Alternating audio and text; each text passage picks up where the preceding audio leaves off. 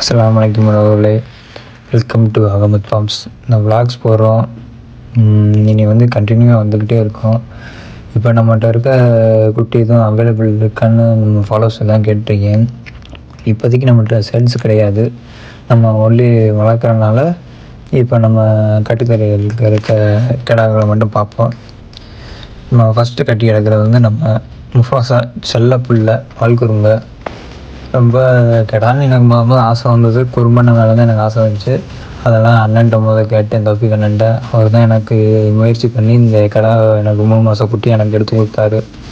So அவரும் வந்து நம்மளுக்கு வந்து இந்த ஃபீல்டு நம்மளுக்கு எல்லாம் சொல்லிக் கொடுத்தது அவர் தான். அவர்னால அவர் பேர் சொல்லுறதுக்காண்டி இந்த கடா நான் இன்ன வரைக்கும் 2 பல் வரைக்கும் நான் வளர்த்துருக்கேன் இப்போதைக்கு. ரெண்டாவது வந்து நம்ம கிளையில் எடுத்த 2 குட்டி கருப்பு வெளிச்சி. இது வந்து கை பழக்கிறதுக்காண்டி நம்ம இப்போ கட்டி போட்டு வளர்த்துக்கிட்டு இருக்கோம். உள்ளே ஒரு 8 குட்டி கிடக்கு, அதை பார்ப்போம். எப்பவுமே நம்ம ஃபேன்சியாக தான் எடுக்கிறது. அதனால தான் ஒரு ப்ரீடில் ஒரு குட்டி எடுத்து நம்ம வச்சுருக்கோம். பால் குறும்பை, அமீன்காடு கொங்கு, யானை குறும்பை, ஜமுனாபுரி கொங்கு, பேய் இருசல், கருவா, இந்த மாதிரி ஐட்டம்ஸ்லாம் நம்ம எடுத்து ஒன்றா இப்போ தான் கலெக்ட் பண்ணிக்கிட்டு இருக்கோம்.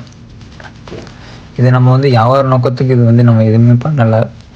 ஃபுல் அண்ட் ஃபுல் வளர்ப்புக்கு சண்டைக்கு தான். இப்போ நம்ம ஒரு 11 கடா உருவாக்குறோம்.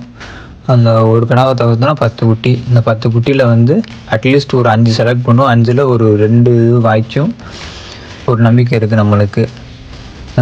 நானும் ஃப்யூச்சரில் பார்ப்போம். இனி அடுத்தடுத்து வந்து இந்த விளாக்ஸ் வரும். சேல்ஸுக்கும் போடுவோம். இப்போ நிறையா பேர் கேட்டுருந்தீங்க. சேல்ஸுக்கும் அடுத்து வரும். அடுத்தடுத்த வீடியோவில் சந்திப்போம். அஸ்ஸலாமு அலைக்கும்.